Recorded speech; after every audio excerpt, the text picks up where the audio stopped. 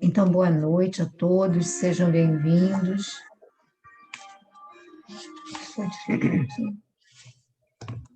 Então, eu gostaria de saber se tem alguém que gostaria de fazer a nossa página de abertura, a nossa prece. Quer fazer, Meire?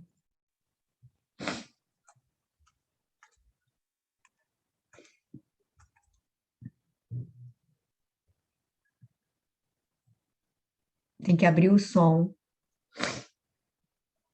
Consegui. Posso fazer.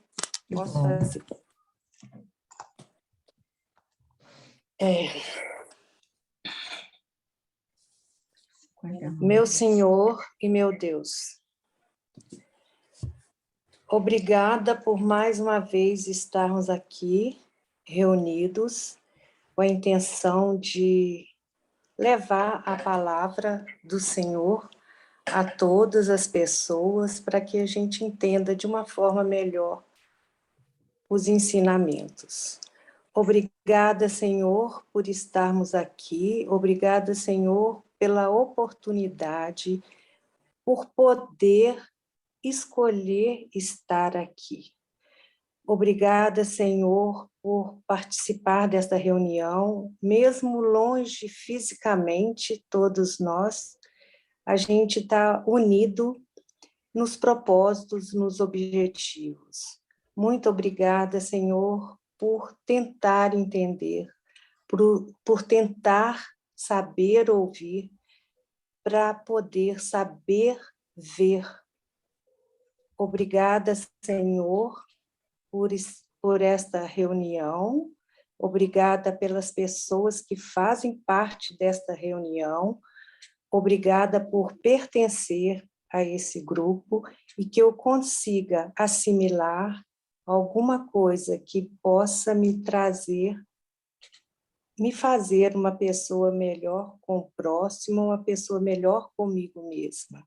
Obrigada, Senhor, pela semana, pelas pessoas com quem eu lidei, pelas vezes que eu deixei de impor a minha opinião, pelas vezes que eu mudei o meu modo de pensar, pelas vezes que eu consegui ouvir mais do que falar. Obrigada, Senhor, por estar aqui. Que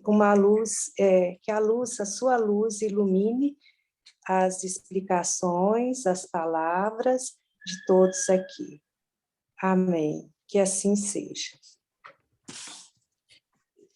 O Chico, pelo Espírito Emmanuel, caminho, verdade e vida.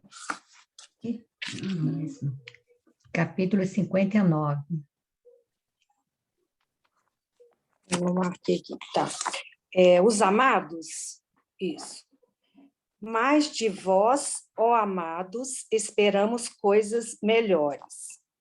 Comenta-se com amargura o progresso aparente dos ímpios. Admira-se o crente da boa posição dos homens que desconhecem o escrúpulo, muita vez altamente colocados na esfera financeira. Muitos perguntam, onde está o Senhor que lhes não viu os processos escusos? A interrogação, no entanto, evidencia mais ignorância que sensatez. Onde a finalidade do tesouro amoedado do homem perverso? Ainda que experimentasse na terra inalterável saúde de 100 anos, seria compelido a abandonar o patrimônio para recomeçar o aprendizado. A eternidade confere reduzida importância aos bens exteriores. Aqueles que exclusivamente acumulam vantagens transitórias fora de sua alma, plenamente esquecidos da esfera interior, são dignos de piedade. Deixarão tudo, quase sempre, ao sabor da irresponsabilidade. Isso não acontece, porém, com os donos da riqueza espiritual. Constituindo os amados de Deus, sentem-se identificados com o Pai em qualquer parte a que sejam conduzidos. Na dificuldade e na tormenta, guardam a alegria da herança divina que se lhes entesoura no coração.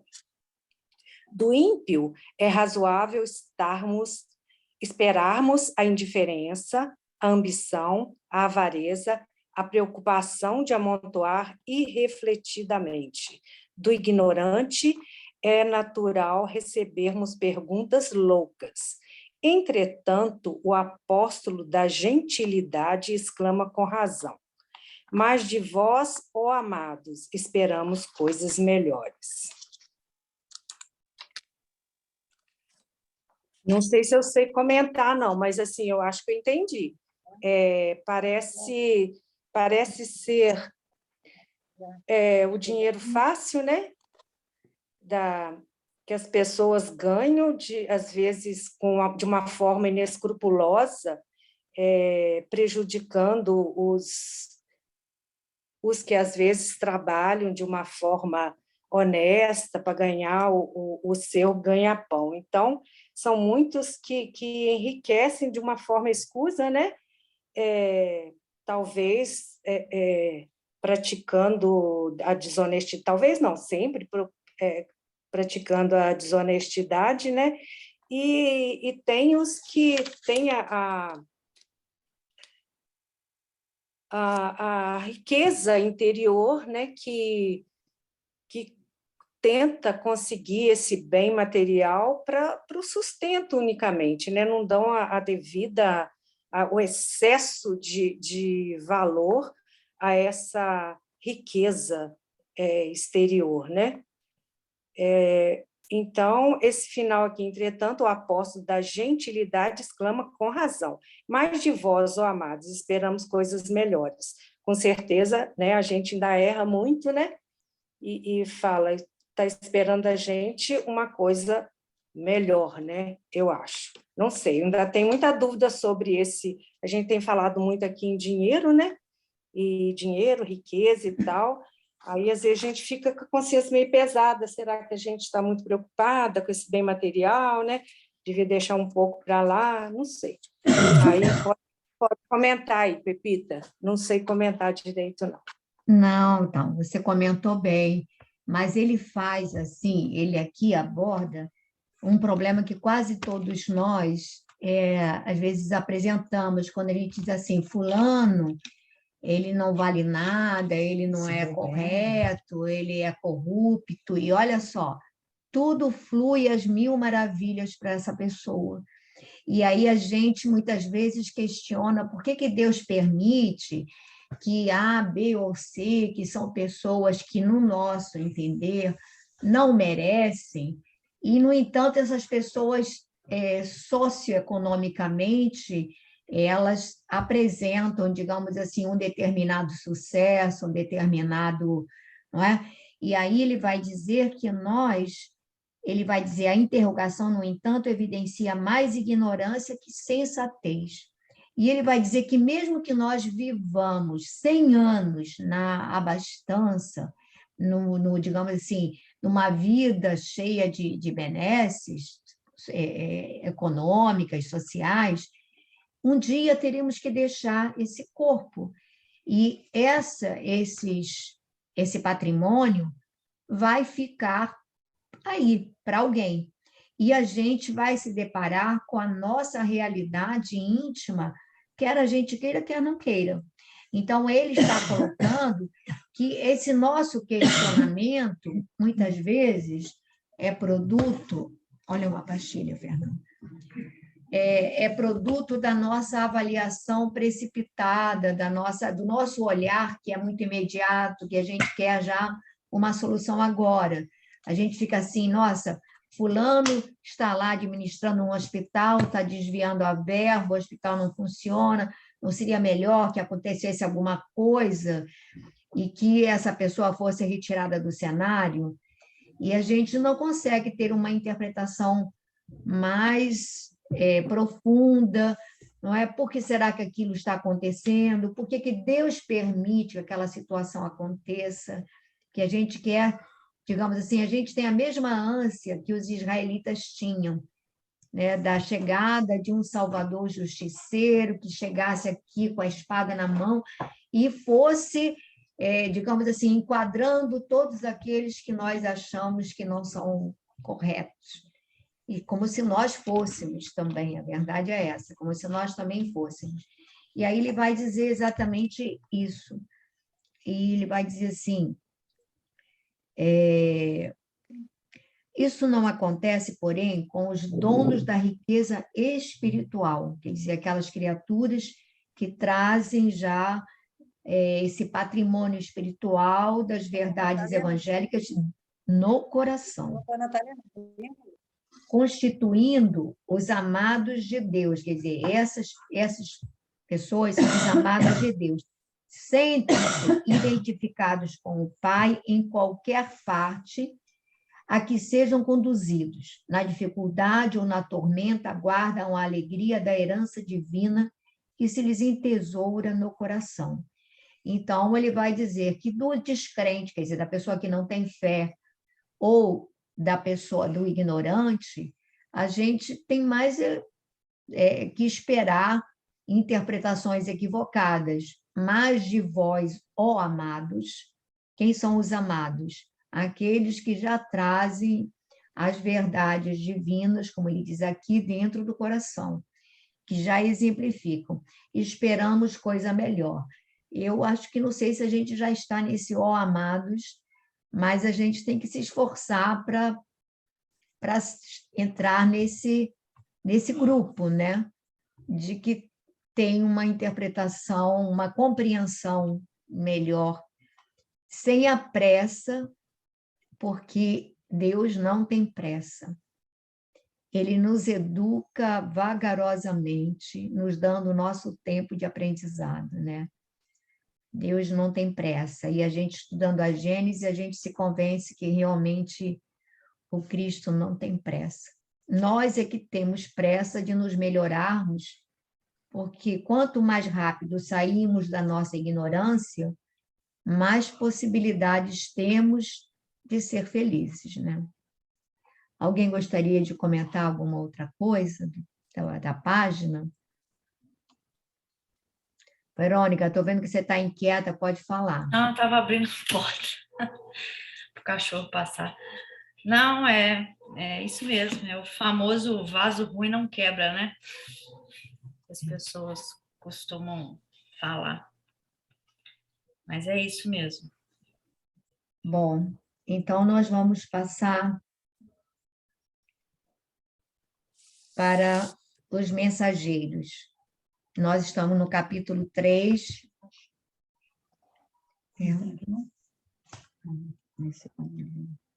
Quem gostaria de começar? Quer começar, Verônica?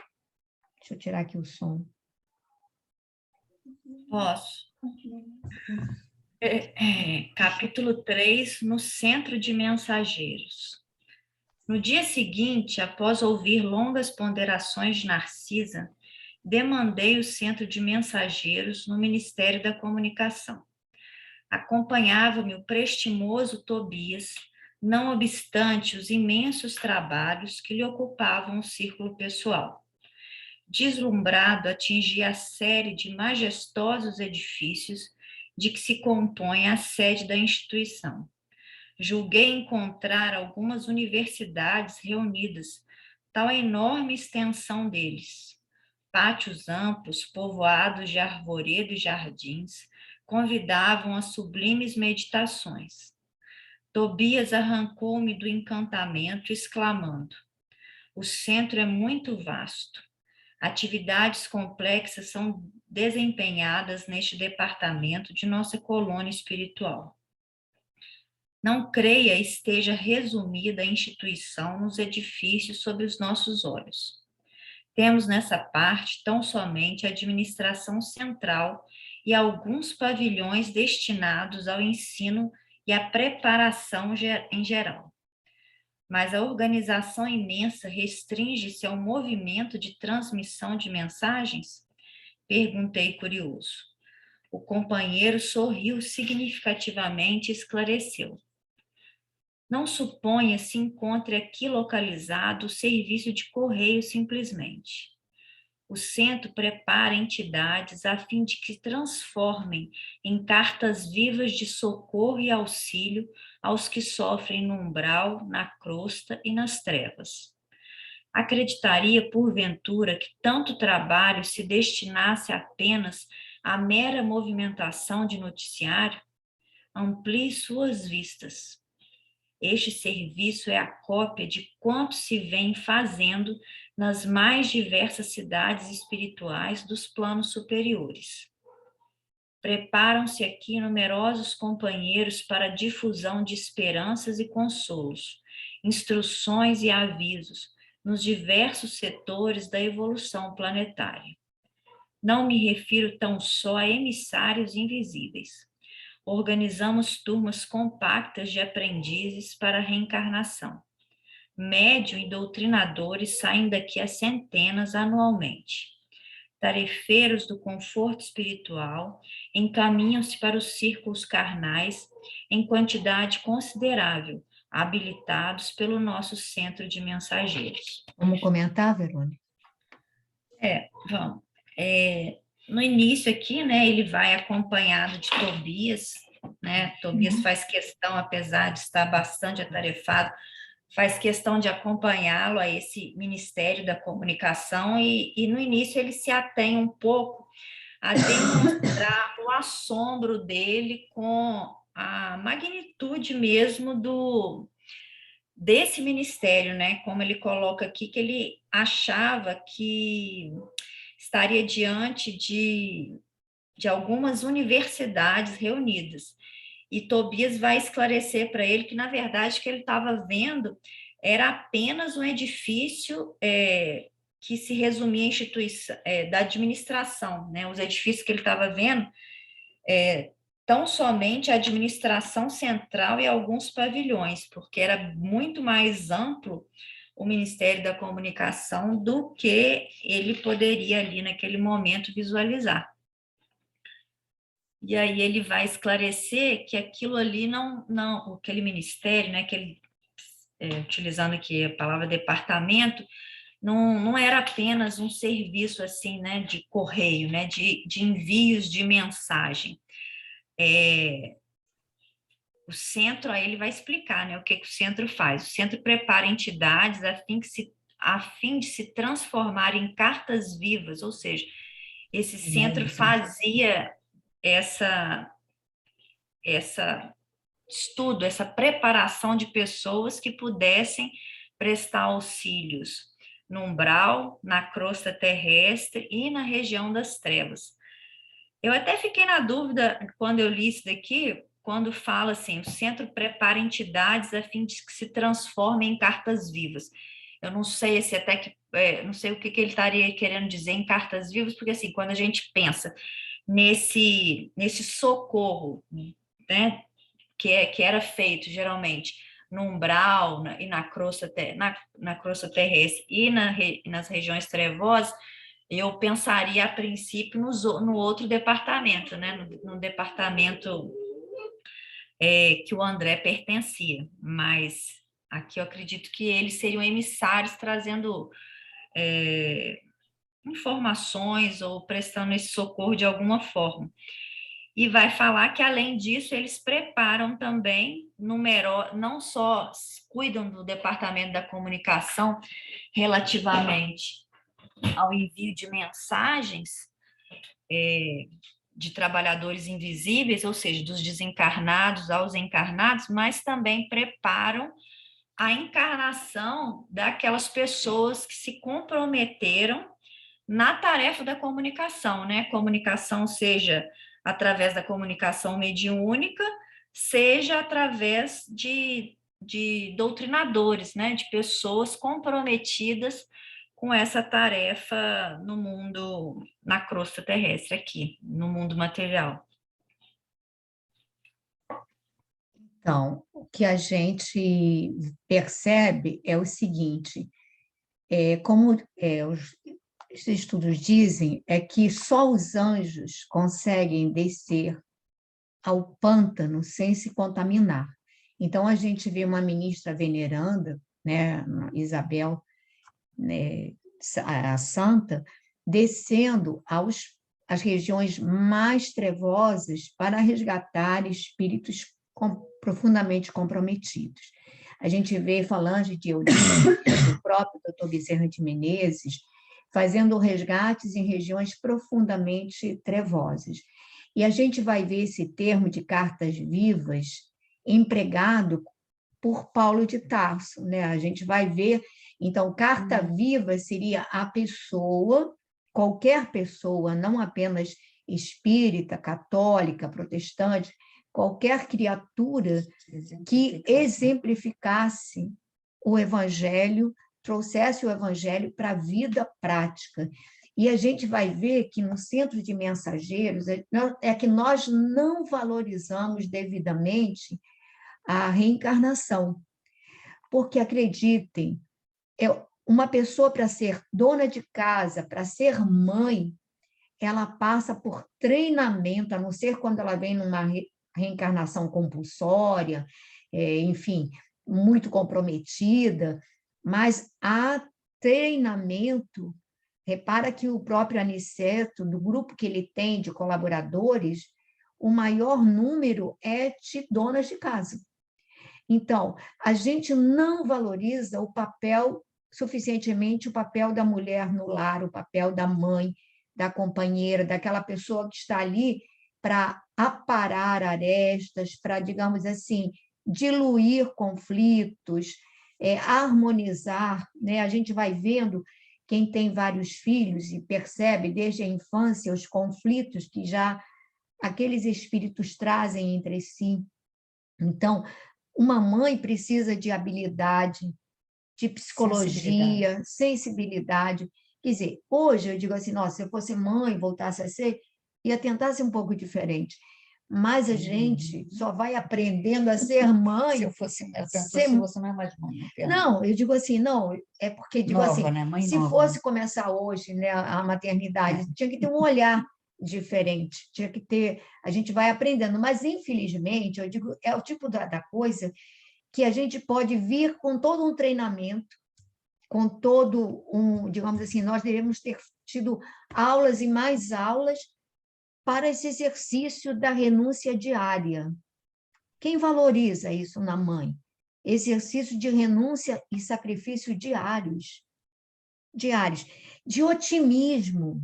Ninguém dá mais, digamos assim, aula de otimismo do que uma mãe, quando ela realmente tenta ser mãe para levantar aquela família, para diluir conflitos, trazer harmonia, enfim, aparar arestas naqueles corações que estão ali, num convívio mais estreito.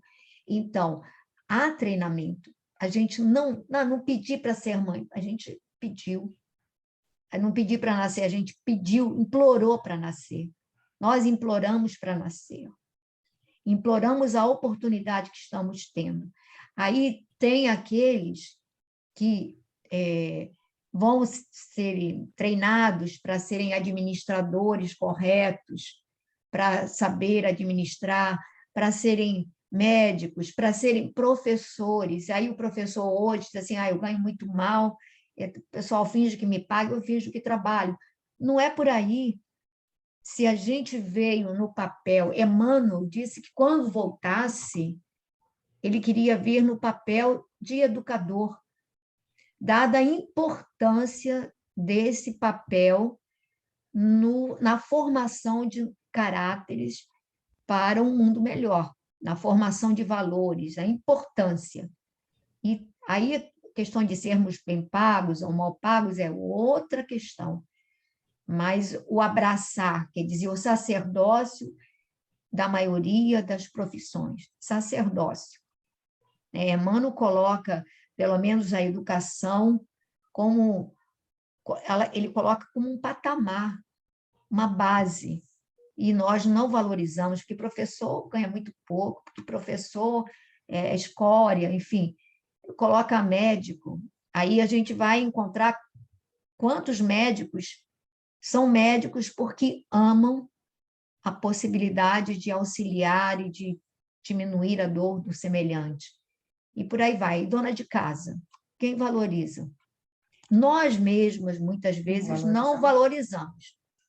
A gente reclama porque tem que lavar louça todo dia, tem que fazer a comida todo dia, tem que fazer, né? a gente mesmo não, muitas vezes não dá o devido valor a essa função que é primordial na nossa existência. Primordial.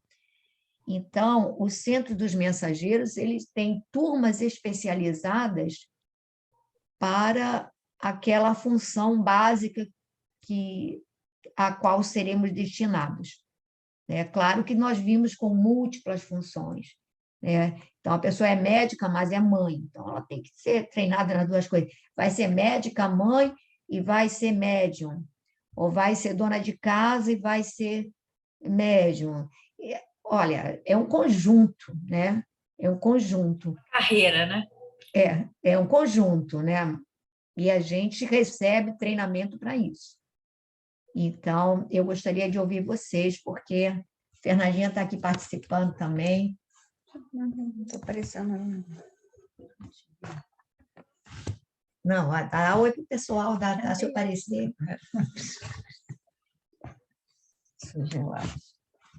Alguém gostaria de comentar? A Glorinha está dando um sorriso aí para você. Essa tosse, ó, tal filha, tal mãe, tal filha, né? Ninguém gostaria de comentar nada nesse trecho que a Verônica comentou? Então, vou pedir para a Glória continuar a leitura.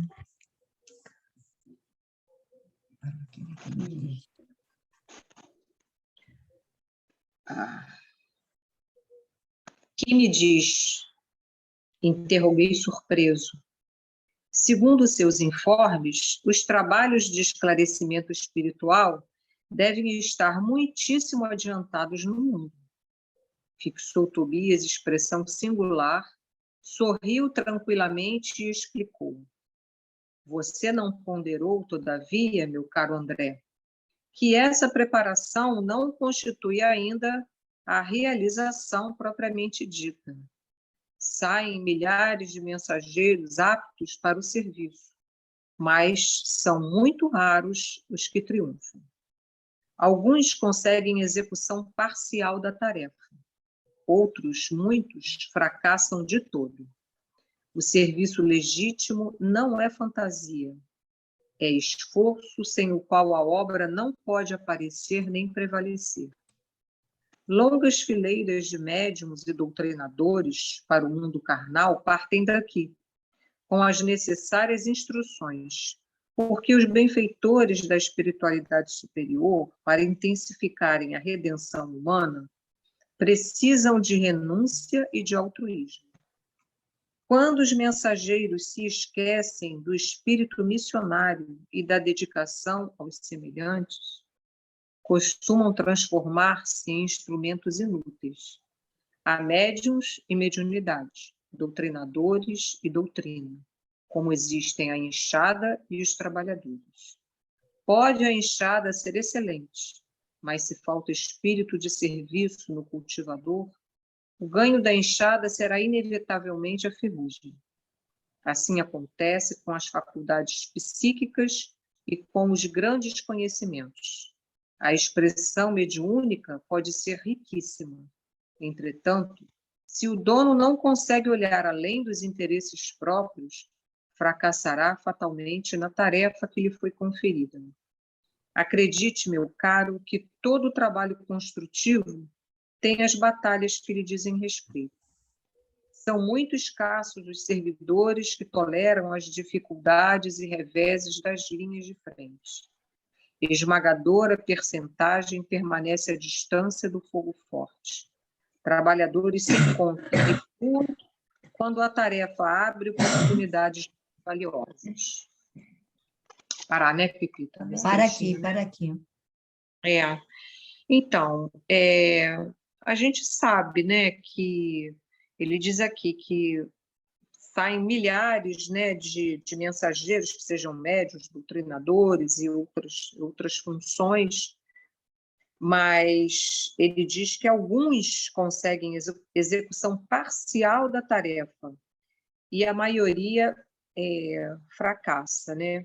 Eu acho que a gente vê isso em todas as páginas, né, que abrem os nossos estudos, que nos mostram que tudo precisa, né, de empenho de uma dose de renúncia, né? Mas esse lado mais, vamos dizer, mais pesado, mais, né, sacrificial, a gente não quer, né? A gente deixa de lado, né? Então, muitas vezes a gente vem com uma missão, né? Pode ser dentro de uma instituição, pode ser uma missão até mesmo dentro do nosso lar, na nossa profissão, e a gente não abraça devidamente como deveria, né? Não. E aqui ele diz, olha, os benfeitores da espiritualidade superior, para intensificarem a redenção humana, precisam de renúncia e de altruísmo, né? Eu acho que isso nos falta bastante, né? Quando os mensageiros se esquecem do espírito missionário e da dedicação aos semelhantes, costumam transformar-se em instrumentos inúteis. Então, é o médium, não é, que esquece que a mediunidade dele não é para cultivo da sua vaidade pessoal, não é para ter ganhos financeiros, né, ganho de qualquer espécie, né, reconhecimento, enfim, né? E aí ele passa a ser, como ele diz, a enxada que acaba enferrujando, né?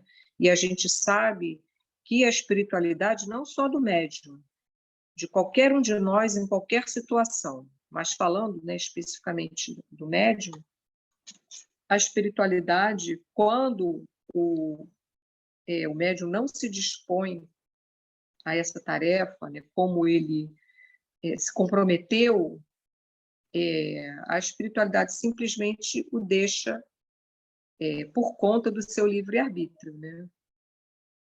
E aí ele vira isso aí, vira uma enxada enferrujada, às vezes com grandes possibilidades. A mediunidade é uma mediunidade, né, que foi bem trabalhada, bem lá no plano espiritual, mas ele foi preparado com faculdades psíquicas, né, bastante desenvolvidas, mas se essa faculdade não for posta em uso em favor dos semelhantes, né, ele vai simplesmente estagnar, né? E, bom, e é isso, né? Nada a gente na verdade, eu acho que esse plano em que a gente está, nada é isento de esforço, né? De esforço, de renúncia, todas as situações em que a gente se envolve, né? Mas a gente, muitas vezes, a gente não quer isso, né? A gente quer o lado fácil, quer, né? Mas eu vou deixar você falar, Pepita, aqui. É isso mesmo, Glorinha. Na realidade, a gente acaba perdendo a oportunidade. E aí, depois, né, depois é que a gente vai chorar, mas vai ser tardio. Eu acho que, pelo menos, a gente tem que lutar para duas coisas. A gente não se comprometer mais, quer dizer, não se envolver em erros maiores, né, e tentar fazer o máximo que a gente pode. Porque quando nos acomodamos ao nosso bem-estar, aí já começa nosso fracasso, né? Quando a gente se acomoda ao conforto, ao nosso querer, né? Quando a gente não sabe ceder, é complicado. Mas cada um é cada um, né? E aqui, e aí da expressão mediúnica, ele vai falar exatamente isso. A mediunidade é neutra, importa o que nós possamos fazer dela. E a gente não pode esquecer que, na realidade, como disse lá Kardec, todos nós, de uma certa maneira, somos médiuns, porque os espíritos pululam à nossa volta, nos envolvem, né, interferem no nosso dia a dia, interferem no nosso pensamento. Então, no nosso dia a dia, nós estamos exercendo esse papel de medianeiros, digamos assim, do bem ou do mal. Então, se o nosso humor oscila muito e nós nos destemperamos, certamente estamos sendo medianeiros das sombras. E aí estaremos comprometendo toda a harmonia do universo onde estamos inseridos. Então, o lar da gente é um universo sagrado, né? E a gente tem que se empenhar para manter a harmonia. E é claro que isso, às vezes, é muito sacrificial para a pessoa que se empenha para manter a harmonia do lar, porque, às vezes, os outros não têm consciência, e uma pessoa ou duas vão lutar bravamente para manter essa harmonia. E aí tem aquela página de Emmanuel, quando ele diz que, quando a pessoa traz, né, o evangelho no coração, ela vai salvar a ela e a casa dela, né? Mas aí é realmente um resgate sacrificial mesmo, né? Alguém gostaria de comentar mais alguma coisa nesse trecho? É o seguinte, aqui fala, né, de médios e doutrinadores, né, porque, assim, tá tendo uma visão, um enfoque espírita, né, mas acredito que esses espíritos que estejam sendo preparados, que sejam preparados nesse centro dos mensageiros, sejam todos os espíritos que tenham essa tarefa realmente da comunicação, né? Sejam médiuns, doutrinadores, ou até outras pessoas, né, que também exerçam essa tarefa nas outras casas religiosas, né? Pastores, padres, até mesmo professores, escritores. Eu acho que se tem uma tarefa, né, que envolve uma comunicação, né, e essa comunicação tem um certo alcance, eles também têm essa preparação e responsabilidade sobre isso, né? Sim, Aí, Verônica. Mas digo assim, é porque a gente olha só esse lado do médium num exercício mais intensivo da mediunidade. Mas se a gente considerar que no nosso dia a dia todos nós somos medianeiros do bem ou do mal, não é? Então, aí a gente, como nós estamos assim num momento assim mais eclético, a gente tem que levar em consideração que todos, independente de ter uma mediunidade ostensiva ou não, estamos sendo instrumentos do bem ou do mal, porque nunca estamos sozinhos, né? Diz Paulo que a gente anda com uma multidão, então a gente precisa se dar conta também desse papel. É claro que esse outro aspecto que você colocou mais específico, com certeza a responsabilidade é maior. E quando sim, a eu mediunidade... acho. Fala. Ai. E quando existe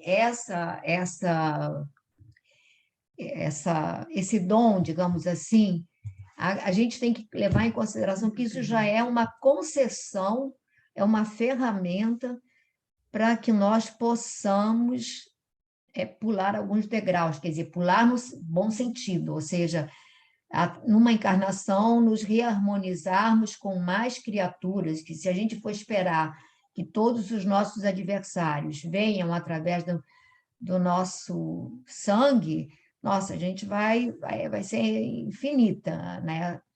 Mas você pode, como você falou, através de um cara que é professor, que é médico, que vai lidar, através da mediunidade, atender e se reharmonizar com muitas pessoas. É uma oportunidade sagrada. É que Fala para vocês te ouvirem. são preparados não só os espíritas, né? Os Sim, que serão espíritas, as mas outras todos religiões também, ó. os sacerdotes, com certeza. né? E ministros das outras Que religiões serão comunicadores também. também. Isso que ela quis dar Isso aí. Com certeza. E quando ele coloca aqui, raros os que triunfam, escutei uma frase essa semana de Chico, que ele falava para Febe, ele falava: começar é fácil, continuar é difícil e chegar ao fim é crucificar. E realmente é por aí mesmo, né? É difícil. Eu acho que foi essa página que a gente abriu ontem lá na Natane. Foi essa página que a Natane abriu por acaso, do Vinha de Luz. Ele fala isso. E realmente é sacrifício contínuo. Mas nós costumamos fugir do sacrifício, né? Igual aquela criança que não quer tomar banho e fica rodando em torno do chuveiro e foge da água, né? Gracinha quer continuar?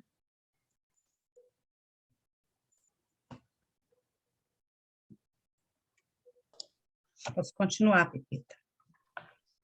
Algo impressionado, considerei. Isto me surpreende sobremaneira.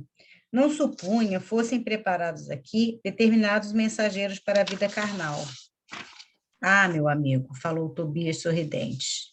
Poderia você admitir que as obras do bem estivessem circunscritas a simples operações automáticas? Nossa visão na Terra costuma viciar-se no círculo dos cultos externos, na atividade religiosa. Cremos por lá resolver todos os problemas pela atitude suplicante. Entretanto, a genuflexão não soluciona questões fundamentais do espírito.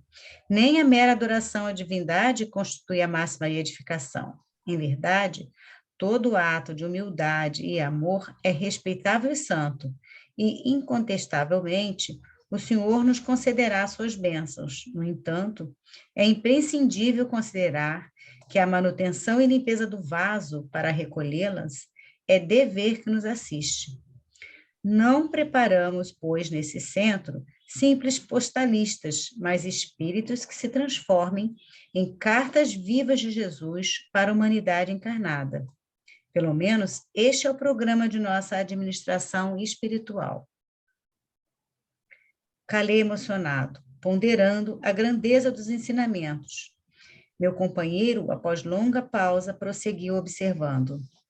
Raros triunfam, porque quase todos estamos ainda ligados a extenso pretérito de erros criminosos que nos deformaram a personalidade.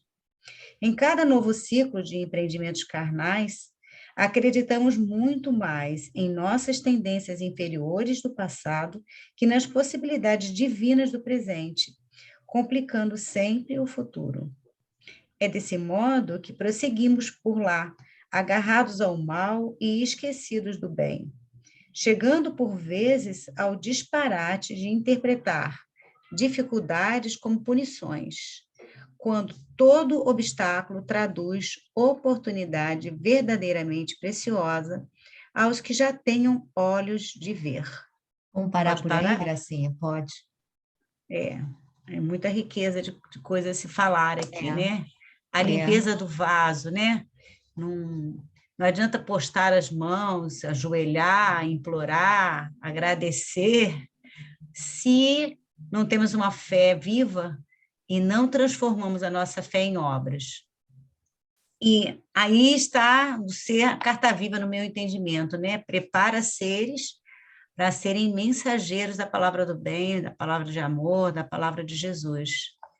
E essa nossa impossibilidade, né, de nos apegarmos ao passado, ao invés de olhar só como a gente olha o retrovisor do carro para o passado, a gente fica se apegando, às vezes até inconscientemente, né, às nossas fraquezas, aos nossos erros, e olhamos os obstáculos não como desafios que devem ser, mas como obstáculos, como castigo, punição, dificuldade, eu não vou conseguir, não vou... E isso eu falo por mim mesma, que às vezes eu fico assim, tenho minhas crises de fraqueza brava, fico com medo, tenho receio, acho que eu não sou capaz. E nós somos um manancial de vida, né? A força está dentro de nós. E essa descoberta, às vezes, começa por esse só ter a percepção inicial, mas tem tudo na vida que a gente aprende tem que ser colocado em prática, né? Tem que ser experimentado, senão a gente fica só na palavra. E eu acho que você aí as pessoas podem completar, mas esse foi meu entendimento aqui, de ser carta viva, ser mensageiro mesmo, né? Entender e internalizar tanto a nossa fé, o nosso conhecimento, e melhorar o nosso conhecimento, que desejamos ser cartas vivas, como foi Paulo, que era a própria carta viva, né? As mensagens dele.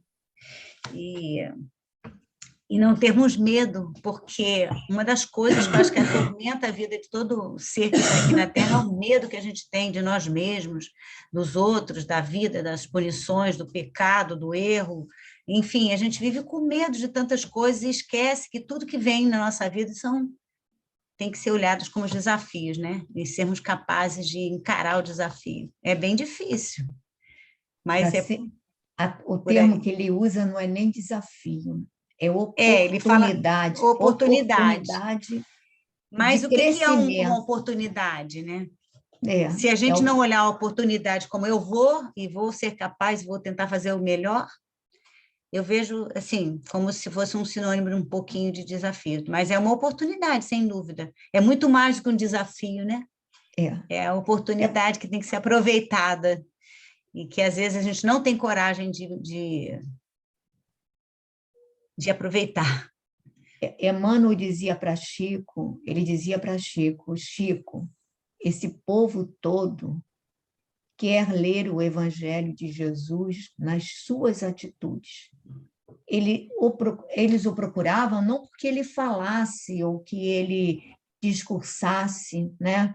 É porque todos, né, sentiam, né, o benefício dessa. Ele era uma carta viva mesmo. Sim. Então, e Emmanuel dizia, esse povo, é o exemplo, né? Eles querem ler o Evangelho nas suas atitudes. Aí você fica assim, meu Deus, eu me vejo como eu estou distante, mas infinitamente distante dessa condição. Não tem.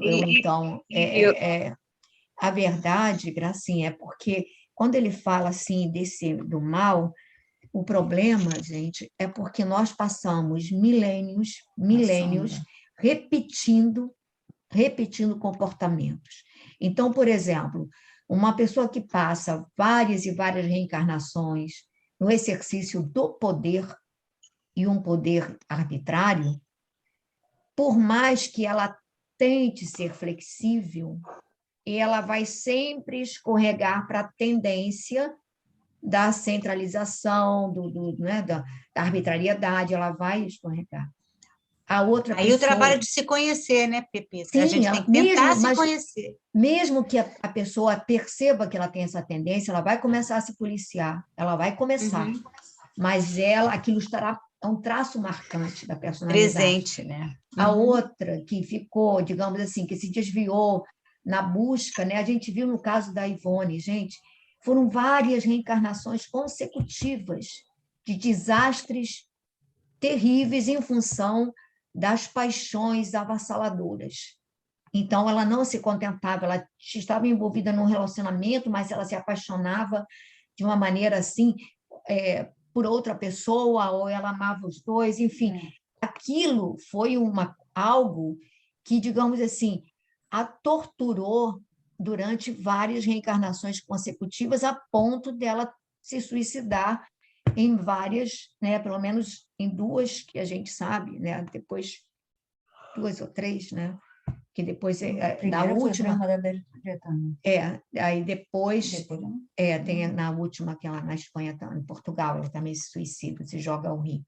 Mas a verdade é que, digamos assim, só quando ela desceu ao fundo, ela viu que ela estava distanciada dos grandes amores da vida dela, e que ela encontra forças e resistência para, numa etapa, ela dar um salto vertiginoso. Mas nessa etapa ela veio sem ninguém, né? Ela não teve nenhum relacionamento afetivo, não teve a família, a casa dela, o lar dela, ela vivia nos lares dos familiares, dos amigos, enfim.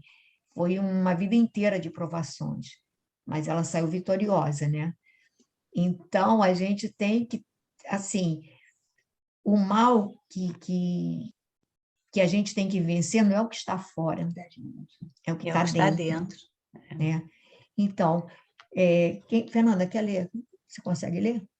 Aqui?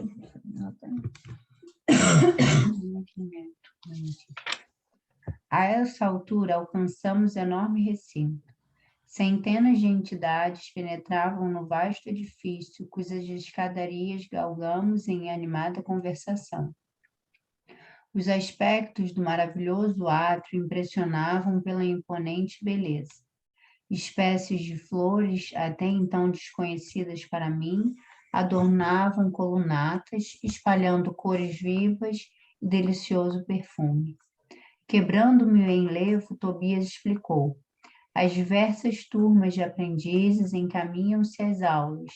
Procuremos Aniceto no departamento de instrutores. Atravessamos galerias vastíssimas, sempre defrontados por verdadeiras multidões de entidades que buscavam as aulas em palestras vibrantes. Em pequeno grupo que parecia manter conversação muito discreta, encontramos o generoso amigo da véspera que nos abraçou sorridente e calmo.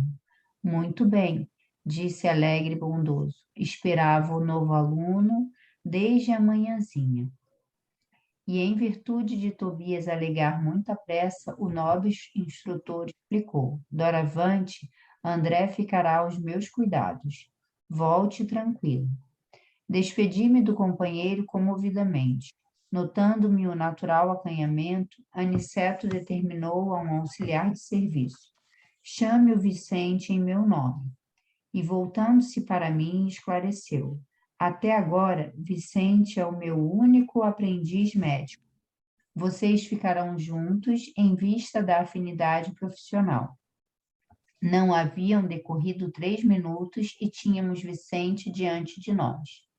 Vicente, falou Aniceto sem afetação. André Luiz é nosso novo colaborador. Foi também médico nas esferas carnais. Creio, pois, que ambos se encontrarão à vontade, partilhando a mesma experiência. O interpelado abraçou-me, demonstrando extrema generosidade.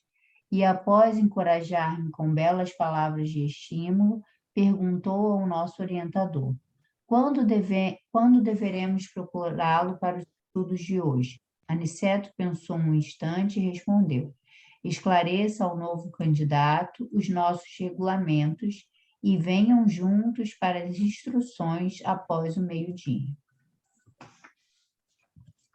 Vai comentar alguma coisa? Acho que aí não tem muito o que comentar, né? É só, Apresentação. na verdade, acho que é a introdução para o próximo capítulo, né? Ele está sendo recebido lá pelo Aniceto para começar, na verdade, os trabalhos de instrução, né? Que ele vai aprender, e aí, junto com esse outro rapaz que também era médico, que anteriormente ele já tinha comentado dessa questão que ele dividia, né, os alunos de acordo com as afinidades de habilidades, né, que eles tinham desenvolvido na Terra. Bom, nós temos 7 minutinhos.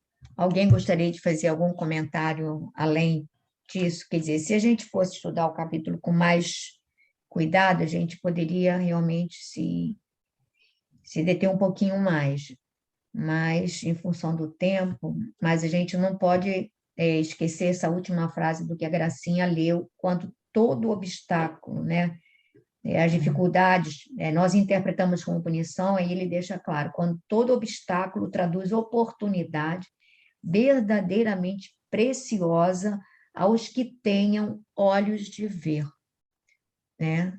Oportunidade preciosa aos que tenham olhos de ver.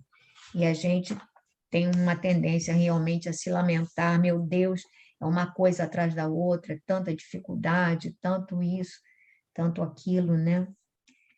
Glorinha, vou pedir para você cantar uma música para a gente.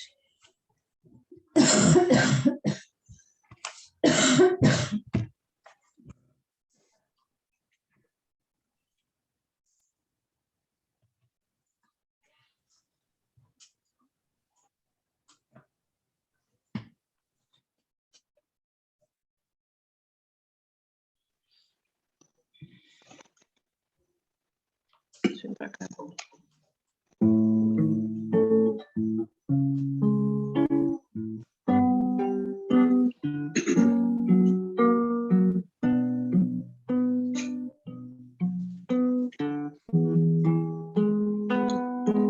Se quiseres sentir a paz dentro de ti, escuta meu irmão, faze silêncio, espera que volte a primavera com a força da oração.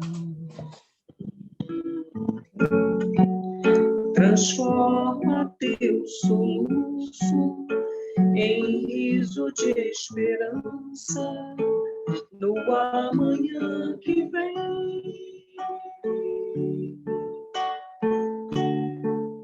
Depois da tempestade surge sempre a bonança, agora o mais além.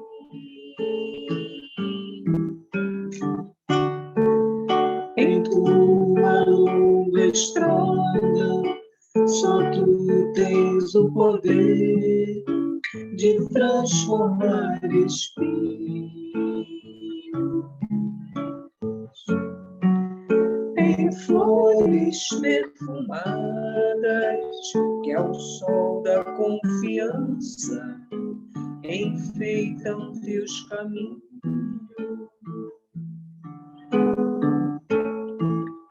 Olhando ao teu redor,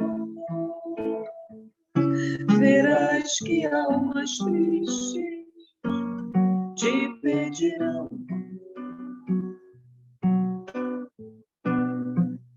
Tua tristeza esquece, sorri, ampara e aquece, seja o irmão quem for.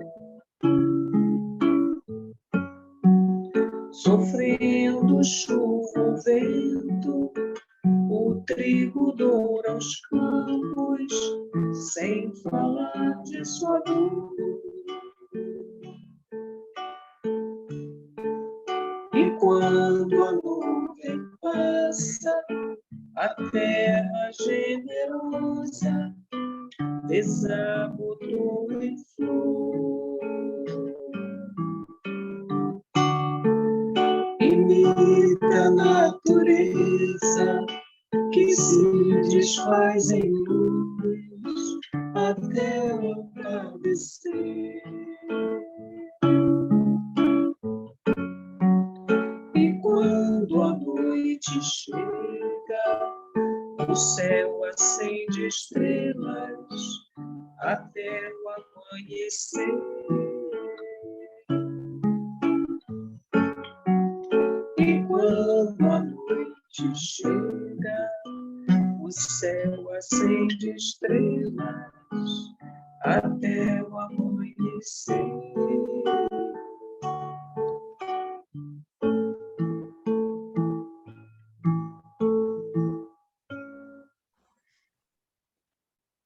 Nós vamos fazer a nossa prece. Depois, Glorinha, a gente vai aproveitar que o Renatinho está aí para pedir para vocês cantarem mais uma música para a gente.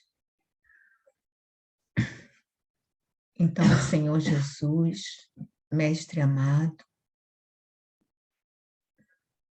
te agradecemos a oportunidade de estarmos aqui reunidos em teu nome.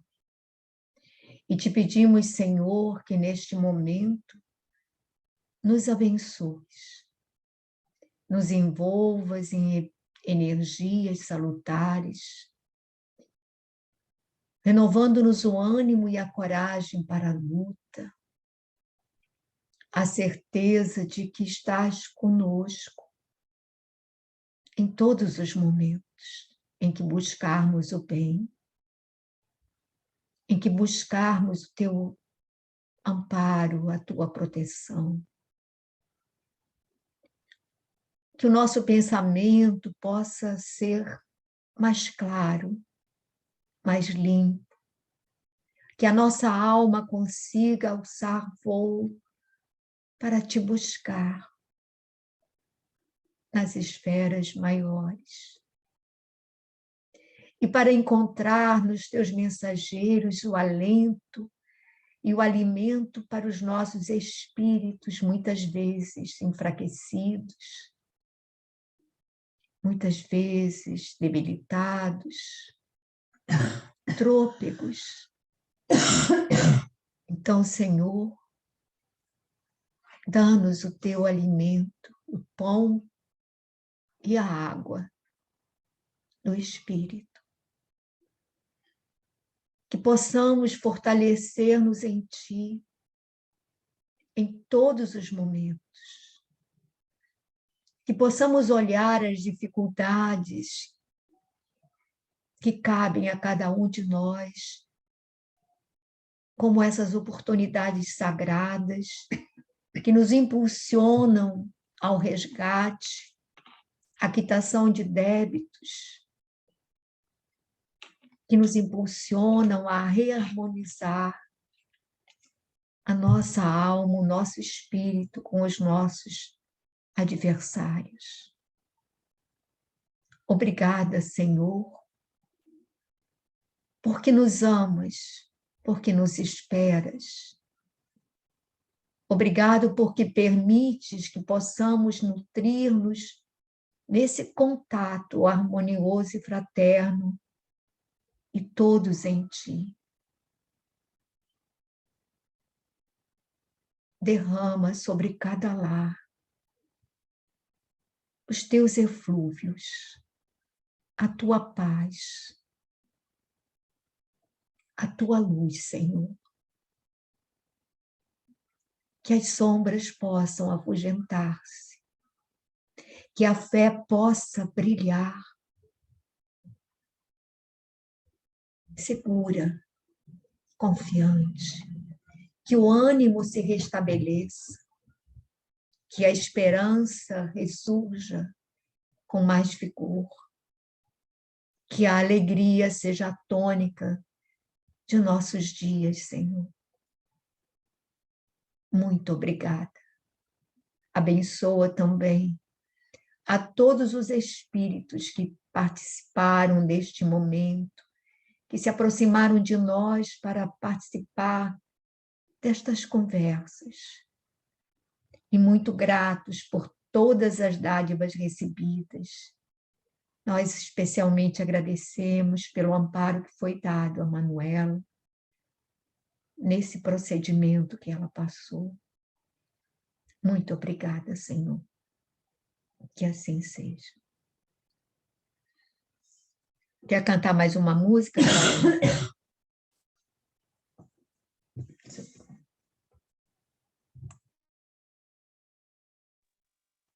Você quer que toque alguma coisa em especial?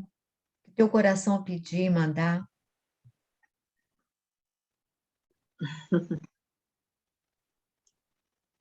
Bem.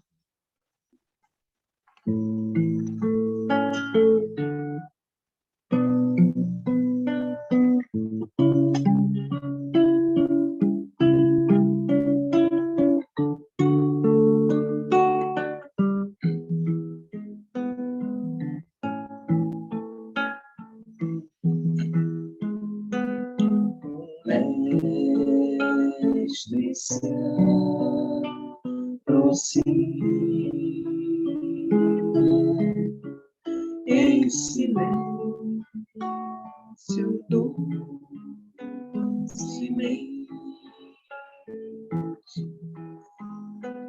feliz e com amor, e me abraça eternamente.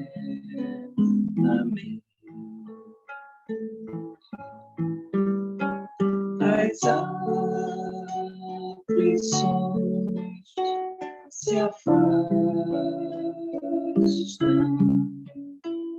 em paz eu tenho a mente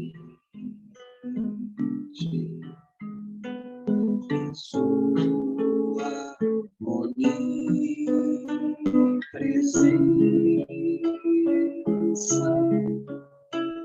eu vivo livremente.